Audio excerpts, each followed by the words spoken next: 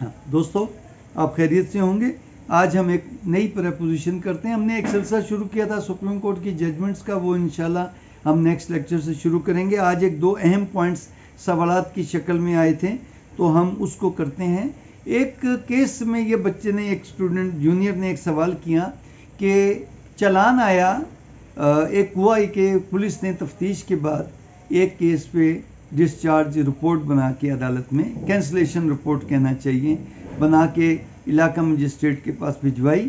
علاقہ مجسٹریٹ نے جب اس کے واقعات پڑھے، اس پہ ایک بحث سنی، تو انہوں نے پولیس کی اخراج رپورٹ سے، ڈسچارج رپورٹ، میں نے ڈسچارج رپورٹ کا لفظ پہلے اخراج رپورٹ سے، اخراج رپورٹ اور کینسلیشن رپورٹ ایک ہی چیز ہے. 173 کی رپورٹ اگر وہ کیس ہی خارج کر دیں تو اس کو کینسلیشن رپورٹ، اور اردو میں اس کو اخراج رپورٹ کہیں گے. وہ لیکن وہ ہوتی 173 کی ہے CRPC کے تحت.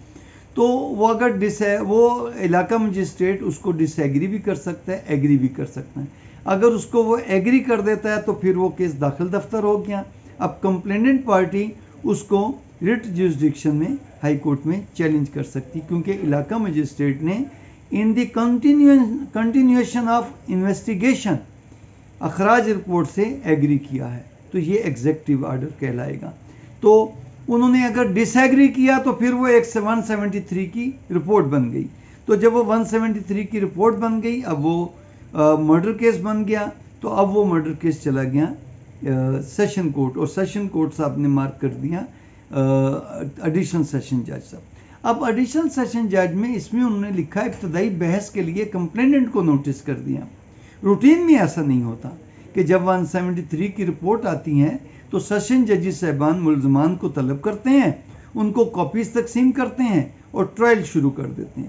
تو اس پوائنٹ کو جب ہم نے پھر تھریش کیا تو کہ یہ انہوں نے ابتدائی بحث کس پروویژن کے تحت، کس اختیارات کے تحت کی، تو پھر پتہ چلا کہ جب 173 کی رپورٹ آئے گی تو وہ علاقہ مجسٹریٹ کے پاس آئے گی. علاقہ مجسٹریٹ اس کو دیکھے گا،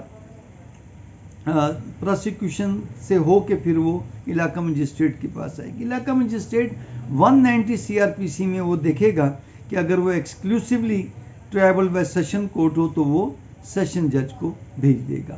اب سیشن جج صاحب اس کو بھیج دیتے ہیں، یا خود سنتے ہیں یا ایڈیشنل سیشن جج کے پاس بھیج دیتے ہیں.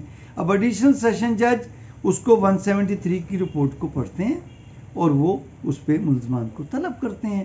کبھی بھی ابتدائی بحث کے لیے نہیں رکھتے.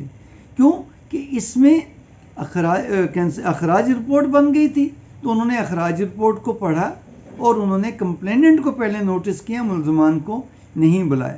تو پھر اس کو جب ہم نے اس کو سارا ڈیٹیل دیکھا کہ آخر اس میں روٹین سے ہٹ کے انہوں نے ملزمان کو بلانے کی بجائے کمپلیننٹ کو نوٹس کر کے ابتدائی سماعت کے لیے کیوں رکھا. تو پھر جب ہم نے 173 پڑھا تو اس میں ایسی کوئی بات نہیں ملی. ہم نے 190 پڑھا تو اس میں ایسی کوئی بات نہیں ملی. اس میں اتنا ہی ہے کہ چلان جائے گا مجسٹریٹ کے پاس، وہ دیکھے گا اور وہ پھر ایکسکلوسیولی اگر وہ ٹرائبل بائی سیشن کورٹ ہے تو وہ سیشن کورٹ بھیج دے گا. پھر ہمیں جا کے جب زور دیا تو پھر ایک پتہ چلا کہ ٹرائل تو شروع ہوتا ہے 265A سے.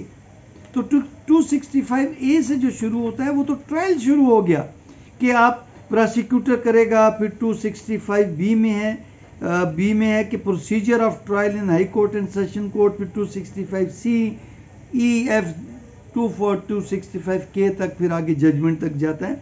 سپلائی آف اسٹیٹمنٹ یہاں سے شروع ہوتا ہے. عموماً عام طور پہ جتنا بھی ٹرائل ہوتے ہیں 173 کی رپورٹ آتی ہیں اور وہ لکھتے ہیں اپنے آرڈر میں 265C کے تحت ہم ملزمان کو اس کی کاپیاں دے رہے ہیں بیانات کی، اور اگلی ڈیٹ پہ جو ہے اس پہ فرد جرم چارج فریم ہوگا. لیکن یہاں پر انہوں نے ملزم کی بجائے انہوں نے کمپلیننٹ کو نوٹس کیا اور ابتدائی بحث کے لیے رکھ دیا.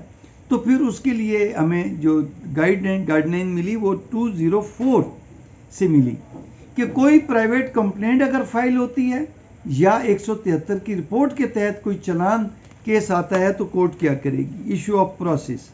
If in the opinion of court taking cognizance of an offence there is sufficient ground for proceeding and the case appears to be one in which according to the fourth someone in the attendance. تو مطلب اس کے پہلی دو لائنیں ہیں کہ if in the opinion of court taking cognizance, کہ وہ court جس نے cognizance لینی ہے اس کا ٹرائل کرنا ہے، تو اگر اس کی اوپینین ہے کہ of an offense there is sufficient ground for proceeding، یہ ایک لفظ اہم ہے کہ اس میں پروسیڈ کرنے کے کافی شواہد موجود ہیں، اس کیس میں جان ہے کہ اس کو ملزموں کو طلب کر کے ان کو پروسیڈ کیا جائے کیس، تو پھر وہ 265C کے تحت ان کو کاپیز دے گی اور ٹرائل شروع کر دی۔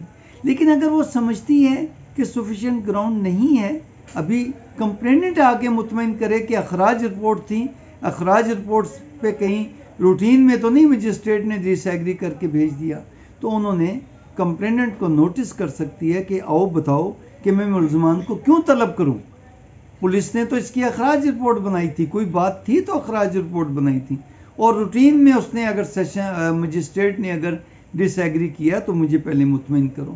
تو 204 کے تحت ٹرائل کورٹ کو پہلے یہ اختیار ہے کہ پہلے ٹرائل شروع کرنے سے پہلے وہ یہ دیکھے کہ سفیشینٹ گراؤنڈ پروسیڈ کرنے کے ہیں یا نہیں ہیں، تو اس لیے عدالت نے کمپلیننٹ کو نوٹس کیا۔ لیکن ہوتا ہے ایسا بہت ریئر کیسز میں ہے، روٹین کے کیسز میں تو وہ اس کا مطلب ہے کہ وہ یہ دو پہلے تو پاور استعمال کریں گے 204 کے تحت، دیکھے گی عدالت گو کہ نہیں لکھے گی اپنے آرڈر میں کہ ہم نے 204 کے تحت پہلے یہ دیکھا ہے کہ پروسیڈ کرنے کے ہیں، حالانکہ یہ لکھنا چاہیے پہلے آرڈر میں کہ ہم نے یہ دیکھا ہے کہ there is sufficient ground for proceeding، اس لیے ہم پروسیڈ کرتے ہوئے اس کو کاپی دے رہے ہیں اور ہم 265C کے تحت کاپیز دے رہے ہیں اور پروسیڈ کریں گے کیس کو۔